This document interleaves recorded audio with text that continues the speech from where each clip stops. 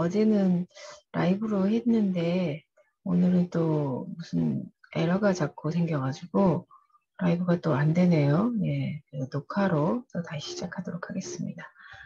어제는 그 추천사에 대한 이야기를 좀 했고요. 오늘부터 책 내용을 시작해서 프롤로그부터 좀 말씀을 드린다고 말씀드렸는데, 프롤로그는 두 가지 버전으로 한다고 말씀드렸잖아요.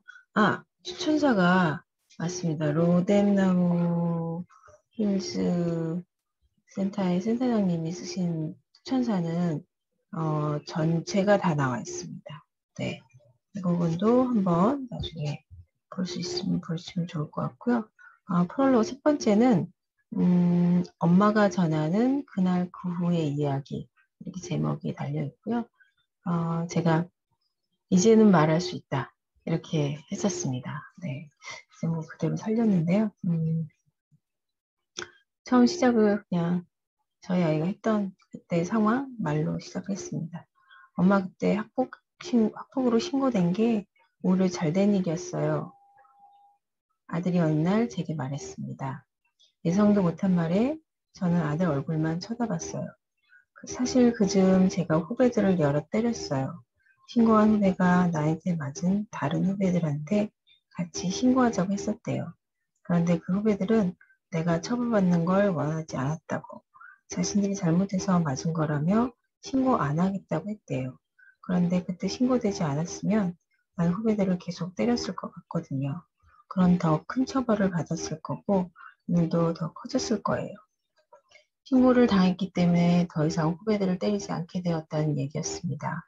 그 사건을 떴을 땐 하지 않은 말이었습니다. 몰랐던 사실까지 알고 나니 참 많은 생각이 들었습니다. 아들 말처럼 신고당한 것이 오히려 다행이었을까요? 내 아들이 그렇게 지낸 걸 몰랐다는 사실에 마음이 착잡했습니다. 제가 나름 아들에 대해 잘 알고 아들과 저는 서로 숨기는 것 없는 사이라고 생각했거든요. 그 사건이 터졌을 때 제 아들은 중학교 3학년이었습니다. 학교에선 가장 높은 학년이니 무서운 게 없었나 봅니다. 담임교사가 판사에게 제출하라고 써준 의견서에 이런 내용이 있었습니다. 친구의 동생이 맞았다는 소리를 듣고 너무 화가 나 때린 아이를 혼내야겠다는 생각이 들었다고 합니다. 친동생처럼 생각한 동생이 맞았으니 동생을 때린 학생을 혼내는 것이 의리 있는 행동이라고 생각했다고 합니다. 영화나 책을 봐도 가족의 소중함이 강조되어 있고 가족에게 부당한 일이 있을 때는 그 억울함을 풀어줘야 한다고 생각했던 터라 잘못된 행동을 한 학생을 혼내주는 것이 당연하다고 생각했답니다. 나이가 어려 의리만 생각했지 도덕에 대한 생각을 못한 것 같습니다. 담임교사는 면담을 통해 제 아들이 왜 후배를 때렸는지 그 이유를 들었던 것이지요. 의견서를 보던 저는 아들이 때린 아이를 혼내야겠다는 생각을 했다는 부분에서 조금 놀랐습니다. 저에게 우연히 만나서 벌어진 일이지 혼내야겠다는 생각을 했다고는 안 했거든요. 그제야 모든 상황이 이해되었습니다. 아들은 선배로서 잘못한 후배를 혼내는 것이 당연하다고 여겼나 봅니다. 어떤 후배가 지나가는 할머니에게 담배를 사달라고 했다는 얘기를 듣고 너희 할머니가 너 같은 학생이 그런 부탁을 받으면 어떻겠냐 라며 혼내주었다고 말했던 일이 생각납니다. 친구한 후배 외에 다른 후배들은 아이들이 처벌받기를 원하지 않았다는 것을 보니 아들은 후배의 잘못된 행동을 바로잡기 위해 한 폭력적인 행동이 정당하다고 생각했다고 싶습니다. 이제 아들은 말합니다. 어떠한 이유에서건 폭력이 정당해질 수는 없어요. 1년 넘게 마음고생을 하며 여러 경험을 했습니다. 시간을 되돌릴 수 있다면 사건이 있기 전으로 돌아가고 싶다지만 그 일이 아들에겐 너무도 값진 경험이었어요. 저 역시 마찬가지입니다. 제 아들을 신고한 후배는 다른 지역으로 이사를 갔다고 합니다. 그 후에 아무 일도 없었던 듯 페이스북 메시지로 안부를 물어왔지만 아들은 답을 하지 않았다고 합니다. 혹여 이 글이 피해 학생에게 상처가 되지 않았으면 합니다.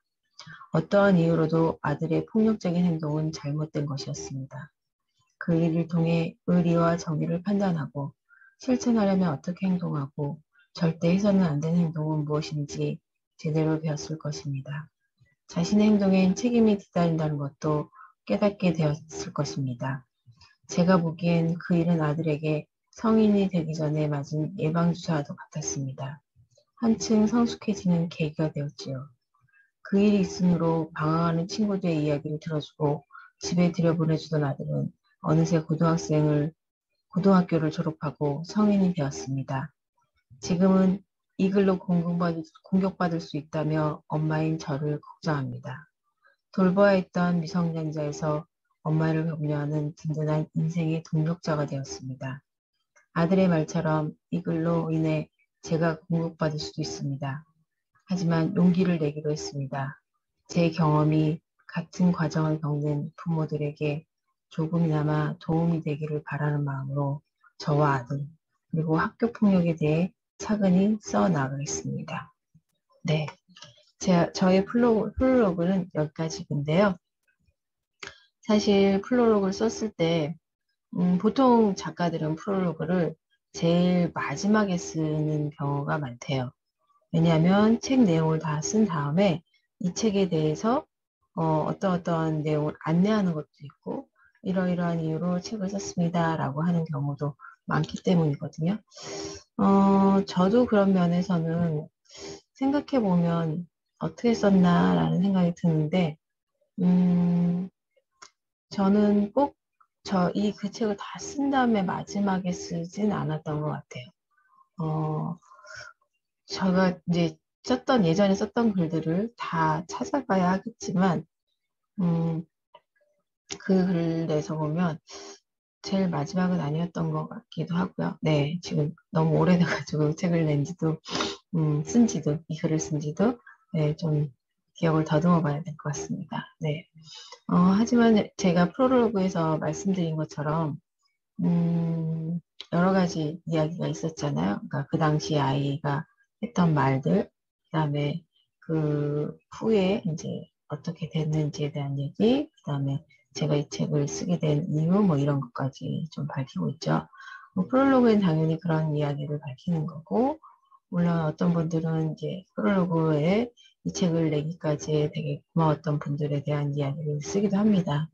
근데 저는 고마웠던 분들보다 혹여라도 이 책에, 어제도 말씀드렸지만, 이 책을 보고, 혹시 피해자이신 분이 상처를 받을까, 그게 제일 염려가 됐습니다. 그래서 그 부분이 제일, 어떻게든 받지 않았으면 하는 마음이 가장 크고요. 그 다음에 제가 용기를 냈던 이유는 저처럼, 이런 경험이 학교 폭력을 겪게 되시는 혹시는 경험하고 계신 분들에게 도움이 되고자 하는 마음입니다. 왜냐면 제가 경험해 보니 가해자 엄마는 당연히 힘든 거는 당연하다라고 할 수도 있어요. 왜냐면 아이가 잘못한 행동이니까 그 부모는 당연히 힘든 거고, 그리고 뭐 외국에서는 그 부모에게 책임을 물어서 어떤 더 강한 제재가 들어가기도 한다고 하더라고요. 그러니까 그런 이유 때문이기도 한데, 그렇다고 가해자 부모가 힘든 건 당연하니 힘들어도 된다.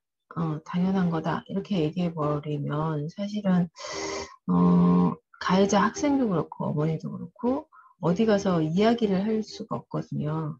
가해자이라는 이유로 나의 힘듦을 표현하기도 어려워요. 특히 한국 사회는 더더군다나 그런 가해자 부모 학생에 대해서 어, 좀 관용적인 태도 이런 게 없잖아요. 그러다 보니 그 겪는 경험이 얘기할 수 없다는 것 자체가 되게 클 수 있거든요. 그래서 물론 푸른나무 재단에서는 학폭 가해자, 피해자, 목격자, 뭐 관련자, 뭐 모든 분들을 상담을 하고 있습니다. 그렇지만 가해자라고 하면 어떻게 보면 좀 약간 색안경을 끼고 보기도 하고, 가해자니까 뭐 이렇게 할 수 있지 않을까라는 생각을 할 수도 있지만, 당연히 푸른나무 재단에 계신 상담사분들은 가해자에 대한 편견이나 가해자니까 뭐 이렇게 힘든 거 뭐 당연하지라고 얘기하면서 가해자 상담을 하진 않습니다. 네, 똑같이 상담을 해드리고 있기 때문에 그런 면에서 걱정하지 않으셔도 되고요. 단지 이제 같은 가해자의 경험을 가진 저에게 피해자 부모님도 많이 상담이나 뭐 문의를 하지만 가해자인 어머님들이 상담이나 문의를 하면서 되게 많이 힘들고 힘듦에 대한 공감을 받았다. 그 공감을 받는 것만으로도 너무 감사하다라는 표현을 하세요. 근데 이 가해자, 피해자에 대한 거에 요즘은 명확히 나눠질 수도 없을 뿐더러 가해자였다가 피해자였다가 이런 경험들을 해보시면 뭐 해보라고 권하는 게 아니고요. 해보신 분이 그렇게 말씀하십니다. 자기가 이렇게까지 마음이 달라질 줄 몰랐다. 피해자일 때는 당연히 가해자 처벌이 강하게 나갔으면 했는데 가해자의 엄마가 되고 나니까 부모가 되고 나니 내 아이 처벌을 어떻게든 적게 받고 싶은 마음이 생긴다. 이렇게 얘기하거든요. 너무나도 달라져서 자기가 놀랐다라고 얘기하세요. 그 말 듣고는 이거는 저는 뭐 피해자 경험은 없지만 가해자의 경험으로만으로도 저는 두 가지 다 생각을 했었거든요. 그리고도 당연하게 내 아이 보호, 나의 아이가 처벌을 적게 받았으면 좋겠다는 마음은 본능적인 부모의 마음이다라는 거죠. 그래서 그 마음을 경험해보고 알 수도 있지만 경험하지 않아도 짐작은 되시리라 생각이 듭니다.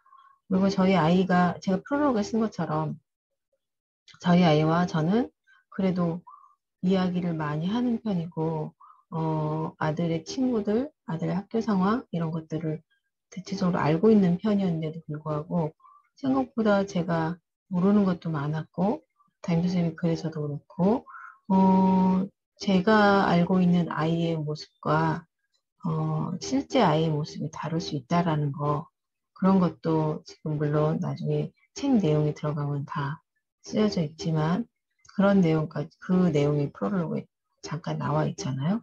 그것처럼 내 아이에 대한 것을 아무리 정말 나는 우리 아이에 대해서 100%다 알고 있어 라고 하시는 부모님이라고 하더라도 그렇지 않을 수 있다라는 거.